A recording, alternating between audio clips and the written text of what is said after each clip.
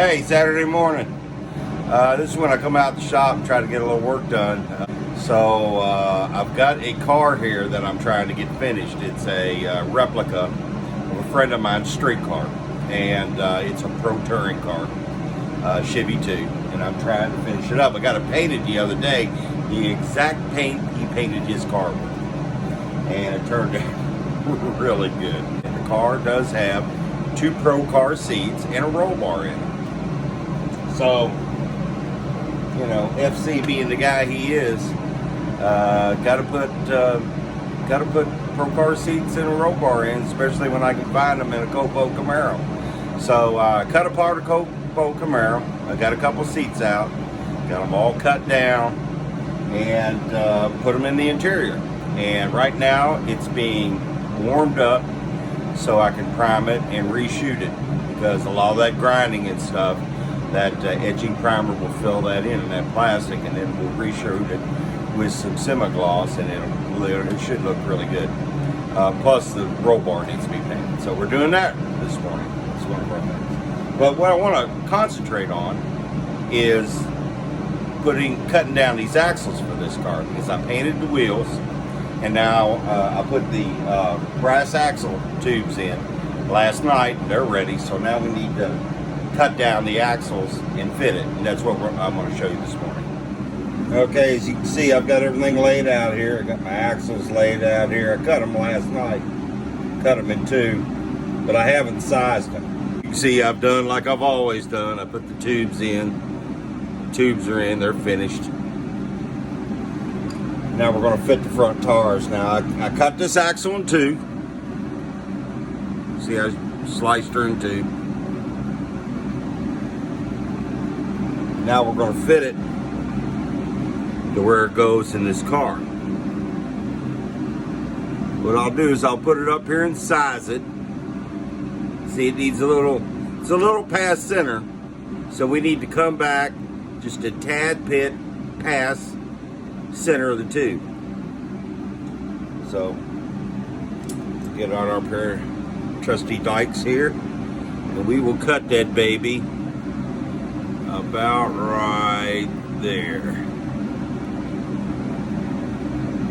About right there. See? Always wear your safety glasses. Always wear your safety glasses. There.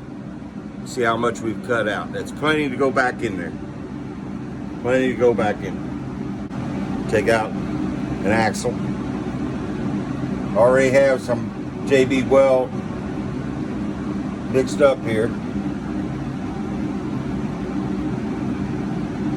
And start feeding that into the inside the tube.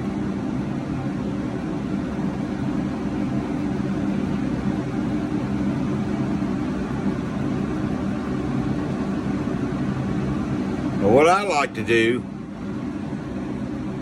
see the end of the tube, I like to push that stuff in there.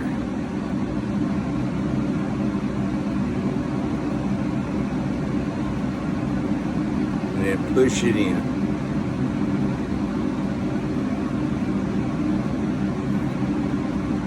That's enough.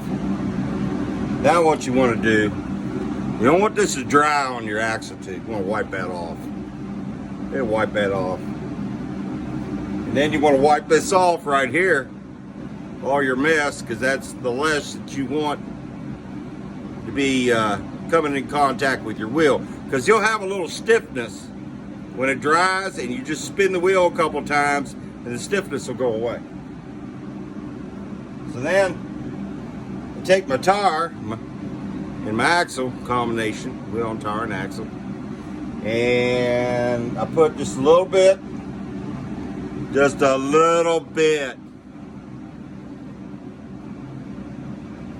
on the end of the axle, a little bit.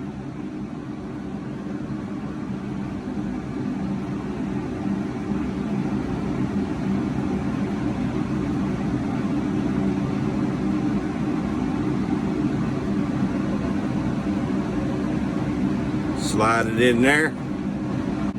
We'll poke the axle. You got to be careful on this one because the axle's painted. I usually just have a metal axle and set that thing in there. Sometimes you'll set it, you have so much glue in there, it'll push it back out. So you have to come back and reset it again. You have to do that a couple times until it sets. But there it is, it's set. It's where it's supposed to be, exactly where it's supposed to be. Right even with this side of the car. Okay, with the chassis right here. That's where that fender comes down, right in front of that tire. You don't have it inset where you have all that gap inside that fender. You don't have that gap anymore. So, do the same thing with the other side. Okay, I'm gonna push this axle in like that. Check our other side, push it in. This side, push it in. After about 5 minutes of sitting on the bench, I pick them up and make sure they're set. There we go. Boop, boop. Nice and even. Nice and set. When that hardens up, it'll be stiff.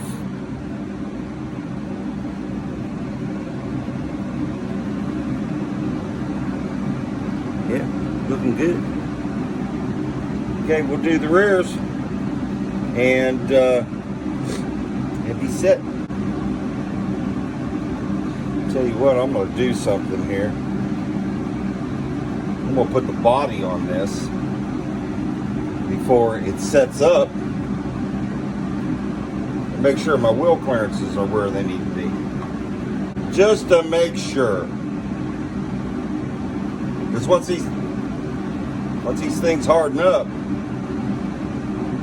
kind of screwed getting it all off. Yeah, just what I thought. Just what I thought. My fronts look great. My rears are too wide, so I got to shave down my axles. Just what I thought. So, anyway, that's a little extra work. It's got to be done to make that work. We're shortening this rear axle now. I was lucky, and because it was only 24 hours old, I was able to dig this rear axle back out, which is what I needed to do. I didn't have a bit for my new Dremel. I got a new Dremel for Christmas. Anyway, because if everybody remembers my old Dremel, it sounded like it's about ready to fly apart. So we give that to Eddie McKnight because he's learning how to do this stuff, and it's a freebie for him. Here you go. So, but I got a new Dremel, and when I didn't have a bit that would fit between the chassis wheel well without hitting it. So I didn't want to goof that up. So I took a mill bit and tried to nip it. And when I did, it was just enough vibration to break it loose to where I could slide it out and kind of dig some of the JB weld out and leave enough in there to where it would go back in, slide back in and stay where I needed to stay. So I was real lucky. So I'll put this in here like this and check the sizing. Then I'm going to show you how I did this.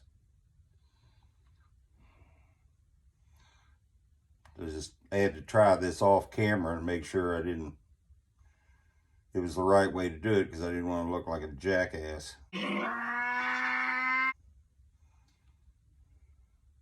wanted to fool you on I really know what I'm doing. And it almost looks like what I could have followed on that. I left the axle wide.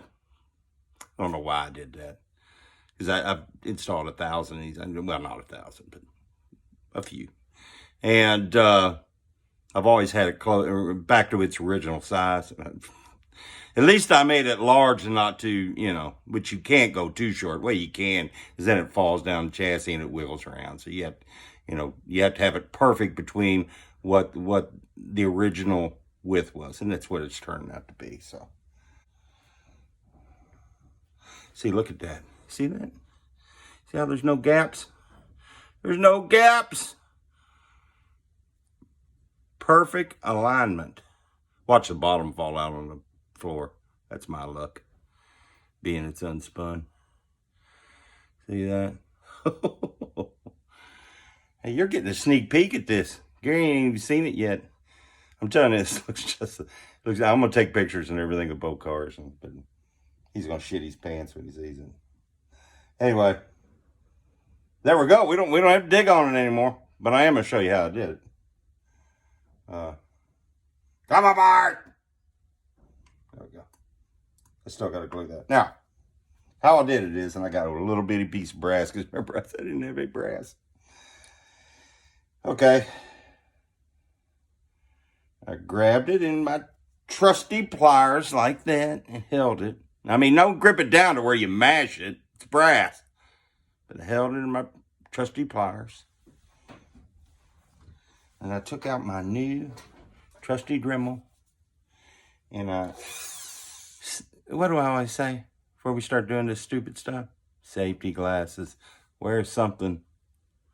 Even if it's an old man's pair of specs. I mean, these ain't the best in the world. I can tell you that. You should be wearing something better, but, you know.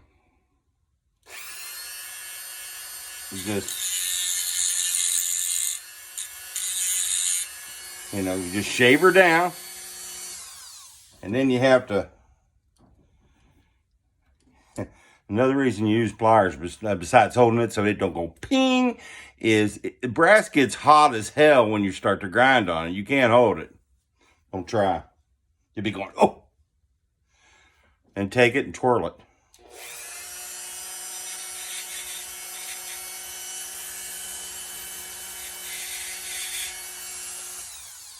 See, it takes the burr off. That's how you do it. Okay. So we're going to glue up the rear of this, and that'll be done. You see how it fit together. So there's another application of